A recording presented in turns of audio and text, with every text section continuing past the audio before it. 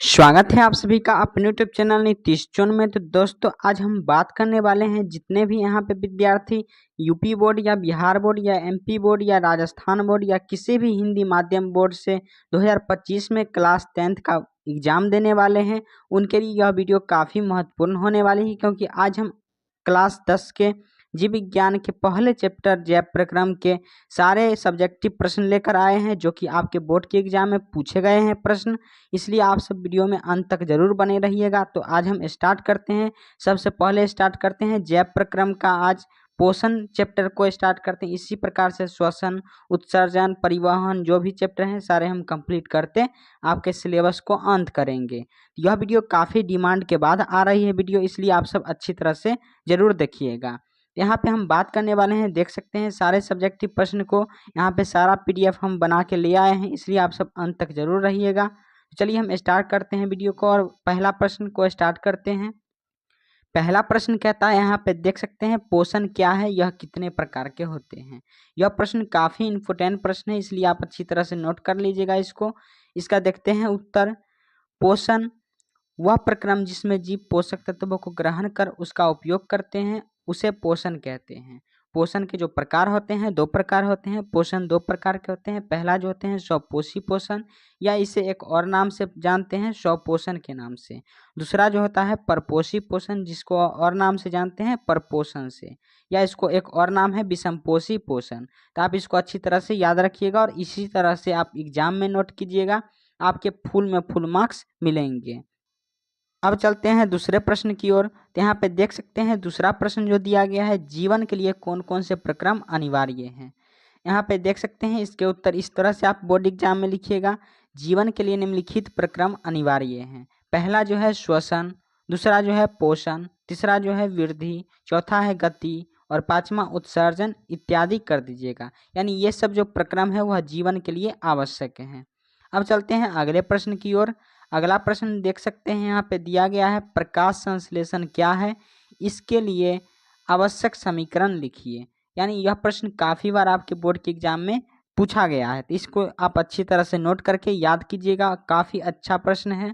यहाँ पे देख सकते हैं इसके उत्तर। पेड़ पौधे द्वारा कार्बन डाइऑक्साइड, जल, पर्णहरित के माध्यम से सूर्य के प्रकाश की उपस्थिति में ग्लूकोज का संश्लेषण करना प्रकाश संश्लेषण कहलाता है। इस तरह से आप परिभाषा लिखिएगा। काफ़ी अच्छा परिभाषा है और यह प्रश्न काफ़ी इंपॉर्टेंट है। यहाँ पे देख सकते हैं हम वीवीआई नोट करते आपको जाते हैं, यहाँ पे आप अच्छी तरह से टिक करते जाइएगा। और जो प्रश्न काफ़ी बार पूछा गया प्रश्न है उसको हम यहाँ पे टिक करते जाते हैं। यहाँ पे देख सकते हैं इसका समीकरण जो हो जाएगा 6CO2 प्लस 6H2O से अभिक्रिया करता है तो C6H12O6 बनाता है और 6O2 बनाता है। आप किसी किसी बुक में यह भी पढ़े होंगे, यहाँ पे 12H2O ले लेता है, तो यहाँ पे 12H2O लेता है तो यहाँ पे प्लस में 6H2O उत्सर्जित हो जाता है। इसलिए आप इसको ध्यान दीजिएगा और यह भी अगर समीकरण लिखते हैं तो आपका करेक्ट माना जाएगा, क्योंकि यह 6H2O से 6H2O इधर कैंसिल हो जाता है। तो आप इस तरह से नोट कर लीजिएगा। यहाँ पे देख सकते हैं C6H12O6 जो है वह ग्लूकोज का फार्मूला है। इसको आप अच्छी तरह से नोट करके याद कर लीजिएगा, काफ़ी बार ऑब्जेक्टिव में भी पूछा गया प्रश्न है। चौथा प्रश्न कहता है पौधों का रंग हरा क्यों होता है। यहाँ पे देख सकते हैं इसके उत्तर।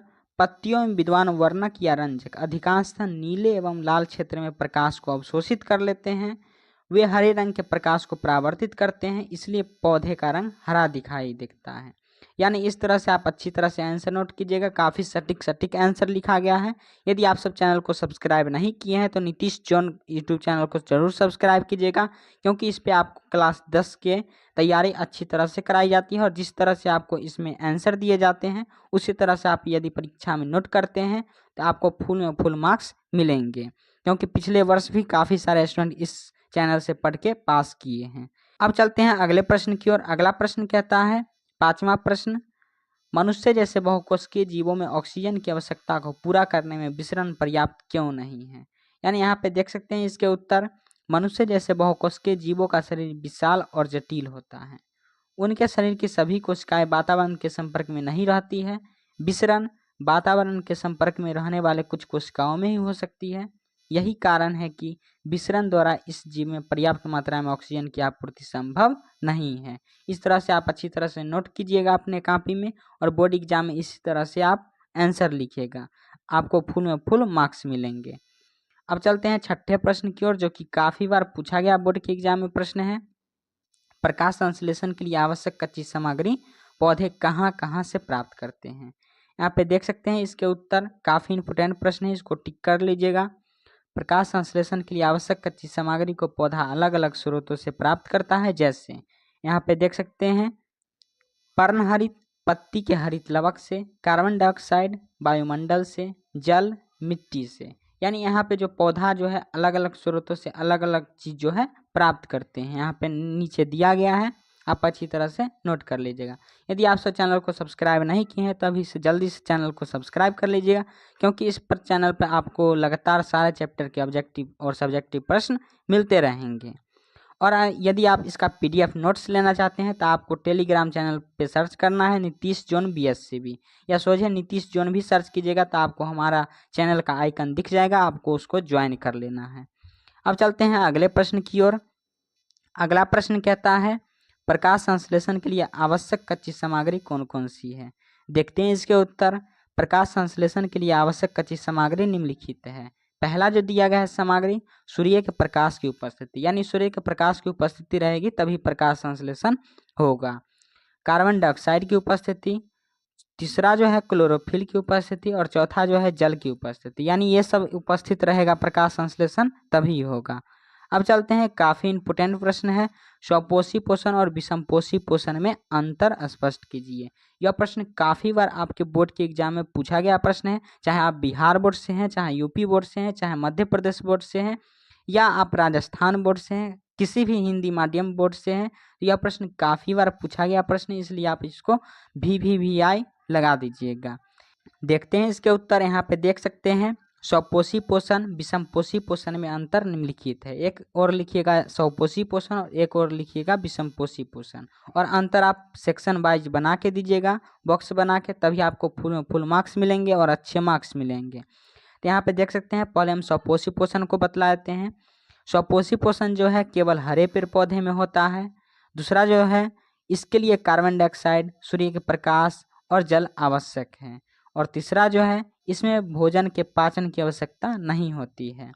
अब देखते हैं विषमपोषी पोषण की ओर। विषमपोषी में देख सकते हैं, पहला जो दिया गया है, विषमपोषी पोषण हरे पेड़ पौधे के अतिरिक्त अन्य सभी जीवों में होता है। यानी अपने सब जितने भी प्राणी हैं, जैसे मनुष्य, इधर हो गया मेढक, जितना भी प्राणी है सभी जीवों में विषमपोषी पोषण होता है। दूसरा जो दिया गया है, इसके लिए सूर्य के प्रकाश, कार्बन डाइऑक्साइड इत्यादि अनिवार्य नहीं है। यानी स्वपोषी पोषण के लिए तो सब चीज़ अनिवार्य है, जैसे कार्बन डाइऑक्साइड, सूर्य के प्रकाश, जल, ये सब अनिवार्य है। लेकिन विषमपोषी पोषण के लिए यह मैंडेटरी नहीं है, यानी यह नहीं भी रहेगा तब पर भी हमको पोषण हो जाएगा।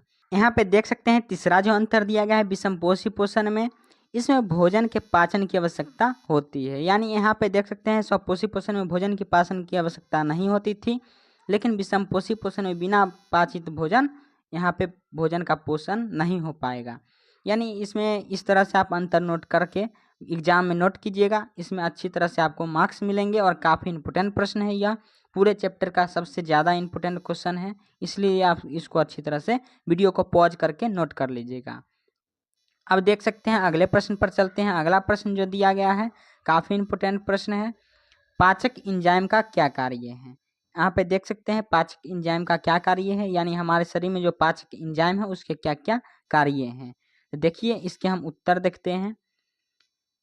पाचन भोजन उत्प्रेरक द्वारा भोजन के जटिल अवयवों को सरल भागों में खंडित कर देते हैं, जिससे वह घुलनशील हो जाते हैं और शरीर में उसका अवशोषण हो जाता है। यानी भोजन को पचाने या घुलनशील बनाने में पाचन एंजाइम का जो है महत्वपूर्ण योगदान होता है। इस तरह से आप अच्छी तरह से नोट कीजिएगा आंसर। अब चलते हैं अगला प्रश्न पर। अगला प्रश्न कहता है प्रकाश संश्लेषण का क्या महत्व है। यानी प्रकाश संश्लेषण का क्या महत्व है हमारे जीवन में या वातावरण में, क्या महत्व है, इसको देखते हैं आंसर। हमारा प्रकाश संश्लेषण जो है पौधे के जीवन के लिए आवश्यक है ही, यह संपूर्ण सृष्टि के लिए भी आवश्यक है। सभी परपोषी जीव जैसे देख सकते हैं भोजन के लिए प्रत्यक्ष और परोक्ष रूप से पौधे पर ही निर्भर रहते हैं। पौधे प्रकाश संश्लेषण द्वारा ऑक्सीजन मुक्त करते हैं जो जीवन का आधार होता है। यानी प्रकाश संश्लेषण नहीं होगा तो पृथ्वी पर कोई भी जीव जिंदा नहीं रह पाएगा, क्योंकि प्रकाश संश्लेषण से ही पेड़ पौधे अपना भोजन बनाते हैं और पेड़ पौधे पर ही हम सब निर्भर रह के अपना जीवन यापन करते हैं। चलते हैं अब अगले प्रश्न की ओर। अगला प्रश्न कहता है परजीवी पोषण क्या है, उदाहरण सहित लिखें। यह प्रश्न काफी बार आपके 2 अंकीय प्रश्न में पूछा गया प्रश्न है, इसलिए आप इसको अच्छी तरह से नोट कीजिएगा। हम जितने भी इसमें प्रश्न लेकर आए हैं सारा प्रश्न आपके बोर्ड के एग्जाम में कहीं ना कहीं पूछे गए हैं। आप क्वेश्चन बैंक को उल्टा के जरूर देख लीजिएगा। आप यदि इस तरह से और भी सब्जेक्टिव या ऑब्जेक्टिव प्रश्न चाहते हैं तो आप हमारे चैनल को सब्सक्राइब जरूर कर दीजिएगा, क्योंकि इस पे आपको लगातार आपसे रेगुलर मिलते रहेंगे सब्जेक्टिव और ऑब्जेक्टिव प्रश्न के सीरीज। देखते हैं इसके उत्तर। वैसे पोषण जिसमें जीव दूसरे जीव के संपर्क में अस्थायी या अस्थायी रूप से रहकर उसमें अपना भोजन प्राप्त करता है उसे परजीवी पोषण कहते हैं। इस तरह से आप आंसर लिखिएगा अपने बोर्ड के एग्जाम में। देख सकते हैं इसमें उदाहरण जो दिया गया है गोलकृमि, टेपवर्म, मलेरिया परजीवी, यहाँ पे इस तरह से रहने वाला है इसके उदाहरण। तो आप उदाहरण भी अच्छी तरह से याद रखिएगा, क्योंकि ऑब्जेक्टिव प्रश्न में पूछ लिया जाता है। जैसे पूछ लिया जाएगा मलेरिया परजीवी कौन से पोषण का उदाहरण है, यानी इसमें कौन कौन सा पोषण होता है, यहाँ पे परजीवी पोषण होता है। अब चलते हैं 12वां प्रश्न की ओर, जो कि आपके 5 अंकीय प्रश्न में पूछा जाता है प्रश्न। जैसे बिहार बोर्ड से जो स्टूडेंट होंगे उनके लिए यह प्रश्न काफ़ी महत्वपूर्ण है। देख सकते हैं यहाँ पे दिया गया है एक प्रयोग द्वारा दर्शाइए कि प्रकाश संश्लेषण के लिए क्लोरोफिल आवश्यक है। यानी एक प्रयोग द्वारा दर्शाना है आपको कि प्रकाश संश्लेषण के लिए क्लोरोफिल आवश्यक होता है। तो देखते हैं इसके उत्तर। देख सकते हैं यहाँ एक क्रोटन या कोलियस की चित्तीदार पत्ती को तोड़कर उसके हरे और सफ़ेद भाग को चिन्हित करते हैं। यानी एक क्रोटन और कोलियस का चित्तीदार पत्ती जो होता है उसके हरे और सफ़ेद भाग को तोड़ लेते हैं और उसके हरे और सफ़ेद भाग को चिन्हित करते हैं। अब इन पत्ती को बीकर में डालकर कुछ देर उबालते हैं और उबालने के पश्चात उसमें अल्कोहल या स्प्रिट डालते हैं। यानी कुछ देर उबालने के पश्चात उसमें अल्कोहल या स्प्रिट डाल देते हैं। अब इस अल्कोहल वाले बीकर को वाटर वाट में रखकर उबालते हैं, जिससे पत्ती में मौजूद हरा वर्णक क्लोरोफिल धीरे धीरे अल्कोहल में घुल जाता है और पत्ती रंगहीन हो जाता है। अब जैसे ही पत्ती रंगहीन हो जाता है तो अब हम क्या करेंगे इसको आगे। अब बीकर को ठंडा होने के लिए छोड़ देते हैं। ठंडा होने के पश्चात पत्ती को पानी से अच्छी तरह से धो लेते हैं और बाद में पत्ती पर आयोडीन की कुछ बूंदे डाल देते हैं।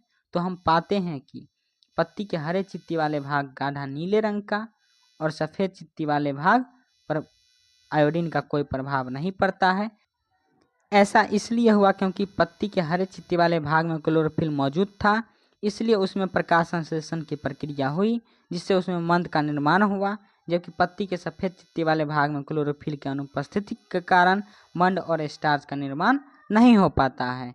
अतः यह प्रयोग से सिद्ध होता है कि प्रकाश संश्लेषण के लिए क्लोरोफिल आवश्यक है। यह इस तरह से आप आंसर लिखिएगा। आप अच्छी तरह से वीडियो को पॉज करके ऊपर से यहाँ पे देख सकते हैं, हम आपको स्क्रॉल कर देते हैं, आप शॉर्ट स्क्रीन ले लीजिए।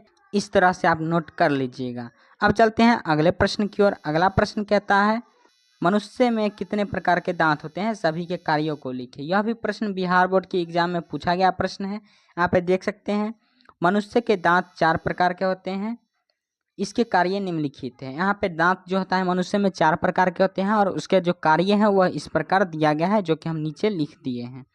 पहला जो है कृंतक। कृंतक क्या काम करता है, यह भोजन को कुतरने और काटने में कार्य करता है, यानी भोजन को काटने और कुतरने में सहायता करता है कृंतक। दूसरा जो काम है दांत का भेदक, जो कि यहाँ पे देख सकते हैं दूसरा दांत है भेदक। इसका जो काम है वह भोजन को चीरने और फाड़ने का काम है, यानी भेदक जो दांत है वह भोजन को चीर देता है और फाड़ देता है। अगला जो दांत है यहाँ पे देख सकते हैं अग्रच्वर्णक, जो कि भोजन को क्या करता है चबाने और पीसने का कार्य करता है। और चौथा जो दांत है च्वर्णक, यह भी भोजन को चबाने और पीसने का कार्य करता है। तो आप इस तरह से दांत के कार्य और दांत के जो प्रकार है वह याद रखिएगा। काफ़ी अच्छा प्रश्न है। अगला प्रश्न है यहाँ पे देख सकते हैं 14वां प्रश्न है मृतजीवी पोषण क्या है, उदाहरण सहित लिखें। देखते हैं इसके उत्तर। यह भी प्रश्न काफ़ी बार पूछा गया प्रश्न है। वैसे पोषण जिसमें जीव मृत्यु जंतुओं और पौधे के शरीर से अपना भोजन शरीर के सतह में घुलित कार्बनिक पदार्थ के रूप में ग्रहण करते हैं, उसे मृतजीवी पोषण कहते हैं, जैसे कवक, बैक्टीरिया, प्रोटोजोआ। यह प्रश्न काफ़ी बार आपके बोर्ड के एग्जाम में पूछा गया प्रश्न है, इसलिए आप अच्छी तरह से नोट करके याद रख लीजिएगा। आपके ऑब्जेक्टिव में भी यह प्रश्न पूछा जाता है। यहाँ पे नोट में हम लिख दिए हैं, क्लोरोफिल को प्रकाश संश्लेषण की इकाई और हरित लवक को प्रकाश संश्लेषी अंग कहते हैं। यानी आपसे पूछा जाएगा कि प्रकाश संश्लेषण की इकाई क्या है, तो क्लोरोफिल है, और हरित लवक क्या है, तो प्रकाश संश्लेषी अंग है। आप इसको अच्छी तरह से याद रखिएगा। अब चलते हैं अगले प्रश्न की ओर। अगला प्रश्न यहाँ पे देख सकते हैं, दिया गया है, हमारे अमाशय में अम्ल की क्या भूमिका है। यानी अमाशय में जो है अम्ल की क्या भूमिका है, HCl अम्ल जो पाया जाता है उसकी क्या भूमिका है। तो देख सकते हैं इसके उत्तर, हमारे अमाशय में अम्ल की निम्नलिखित भूमिका है। यहाँ पे नीचे हम एक एक करके भूमिका लिख दिए हैं। आपके 2 अंक के प्रश्न में पूछा जाता है प्रश्न। पहला जो है, अमाशय में पाए जाने वाले एंजाइम भोजन के पाचक अम्लीय माध्यम में करते हैं। यानी एंजाइम जो होता है जो भोजन के पाचन को अम्लीय माध्यम में करते हैं। दूसरा जो दिया गया है, यहाँ पे देख सकते हैं, भोजन के साथ बहुत से रोगाणु भी आ सकते हैं जो कि अम्ल के प्रभाव से मर जाते हैं। यानी HCl अम्ल हमारे यदि शरीर में नहीं होगा अमाशय में, तो इससे बहुत सारे रोगाणु आते हैं जो कि अम्ल के प्रभाव से नहीं मर पाएंगे। तो इसलिए HCl अम्ल जो है, जो कि काफ़ी प्रबल अम्ल है, यह मार देते हैं सारे रोगाणु को। अगला जो दिया गया है क्वेश्चन, अमीबा में पोषण कैसे होता है। यहाँ पे यह भी प्रश्न काफ़ी महत्वपूर्ण प्रश्न है। देखते हैं इसके उत्तर। अमीबा एक सरल प्राणी संपोषी जीव है। यह मृदु जलीय, एकोष्कीय और अनिश्चित आकार की प्राणी है। इसका आकार उत्पादों के बनने तथा बिगड़ने के कारण बदलता रहता है। इसके शरीर में पोषण के लिए विशेष रचना नहीं पाई जाती है। यानी अमीबा में कोई भी विशेष रचना पोषण के लिए नहीं पाया जाता है। यह अपने उत्पादों की मदद से ही अपना भोजन करते हैं। अमीबा में पोषण अंतर्ग्रहण, पाचन और बहिष्करण प्रक्रिया द्वारा पूर्ण होती है। यानी आपसे पूछेगा अमीबा में पोषण किस प्रक्रिया द्वारा पूर्ण होती है, अंतर्ग्रहण, पाचन और बहिष्करण प्रक्रिया द्वारा पूर्ण होती है। अब चलते हैं अगले प्रश्न की ओर। अगला प्रश्न यहाँ पे देख सकते हैं, जो स्टूडेंट बिहार या यूपी बोर्ड से होंगे उनके लिए यह प्रश्न काफ़ी बार पूछा गया प्रश्न है, श्वसन और दहन में अंतर लिखें। जो कि यह बुक का प्रश्न नहीं है, लेकिन यह काफ़ी बार आपके बोर्ड के एग्जाम में पूछा गया है। यहाँ पे देख सकते हैं, श्वसन और दहन में निम्नलिखित अंतर है। जैसा कि आप सबको बतलाए थे कि यदि आप अंतर लिखिएगा तो आप सेक्शन बना के लिखिएगा। तो एक बगल हम श्वसन लिख दिए हैं, एक बगल दहन लिख दिए हैं, और यहाँ पे दिया गया है श्वसन जो है यह कोशिका में होता है, जबकि दहन जो है यह कोशिका में नहीं होता है। यानी दहन की जो प्रक्रिया होती है वह कोशिका के बाहर होती है। यानी कोई भी वस्तु जलता है तो उसमें दहन की प्रक्रिया होती है, कोशिका में जो होती है वह श्वसन की प्रक्रिया होती है। दूसरा जो दिया गया है, श्वसन कई उत्पादों का निर्माण करते हैं, जबकि दहन में किसी भी प्रकार के उत्पाद का निर्माण नहीं होता है। तीसरा जो दिया गया है, यह एंजाइम के द्वारा नियंत्रित होता है। यानी श्वसन में जो भी है एंजाइम के द्वारा नियंत्रित होता है, जबकि दहन में कोई भी एंजाइम कार्य नहीं करता है। इस तरह से इसका आंसर रहने वाला है। आप इस तरह से परीक्षा में आंसर लिखिएगा। अब लास्ट प्रश्न है जो कि देख सकते हैं 18वां प्रश्न, जो कि काफ़ी बार 5 अंकीय प्रश्न में पूछा जाता है। और इसमें यदि आप इस प्रश्न को देखते हैं तो काफ़ी सारे ऑब्जेक्टिव प्रश्न भी आपको इस चैप्टर से बन जाएंगे। तो दिया गया 18वां प्रश्न, मनुष्य के आहार नाल की संरचना का वर्णन करें। देखिए इसके उत्तर यहाँ पे दिया गया है, यह एक कुंडलित रचना है। यानी मनुष्य के जो आहार नाल होती है वह एक कुंडलित रचना है, जो कि करीब 8 से 10 मीटर तक होती है। यह मुख गुहा से शुरू होकर मलद्वार तक फैली होती है। मनुष्य के आहार नाल के विभिन्न भागों की संरचना और उसके कार्य निम्नलिखित है। यानी एक एक करके हम उसके कार्य और संरचना के बारे में बतलाने वाले हैं। इसमें हम पहले संरचना के बारे में हम बात करते हैं। पहला जो स्टार्ट होता है हमारा मुख गुहा से। पहला जो दिया गया है मुख गुहा। मुख गुहा आहार नाल का पहला भाग है। यह ऊपरी और निचली जबड़े से घिरी होती है। मुख गुहा में जीभ और दांत होती है। यानी आपसे अगर पूछेगा कि आहार नाल का जो पहला भाग है वह क्या है, तो आप बोलिएगा मुख गुहा। मुख गुहा जो होता है वह ऊपरी और निचली जबड़े से घिरा होता है, और यह इसमें मुख में दांत और जीभ होते हैं। अब चलते हैं अगले भाग की ओर। अगला भाग जो होता है ग्रसनी, जो कि मुख गुहा कहाँ खुलता है, ग्रसनी में खुलता है। तो दूसरा जो दिया गया है ग्रसनी। ग्रसनी मुख गुहा का पिछला भाग है। इसमें 2 छिद्र होते हैं। यानी ग्रसनी में 2 छिद्र होते हैं। पहला निगल द्वार होता है, जो कि भोजन के आहार नाल के अगले भाग ग्रसनी में खुलता है, और दूसरा जो है कंठ द्वार, जो कि श्वास नली में खुलता है। यानी इस ग्रसनी के दो भाग होते हैं, जो कि एक होता है निगल द्वार और एक होता है कंठ द्वार। कंठ द्वार जो होता है सांस नली में खुलता है, जबकि निगल द्वार जो होता है ग्रास नली में खुलता है। अगला जो दिया गया है ग्रास नली, जो कि आप देख सकते हैं यहाँ पे दिया गया है ग्रास नली। ग्रास नली क्या होता है तो यहाँ पे देख सकते हैं, मनुष्य के मुख गुहा में लार से सना भोजन निगल द्वार के द्वारा ग्रास नली में पहुंचता है। यानी ग्रास नली का यही काम है। बस हम शॉर्ट में आपको बतलाते जा रहे हैं, क्योंकि काफ़ी लंबा नहीं करेंगे।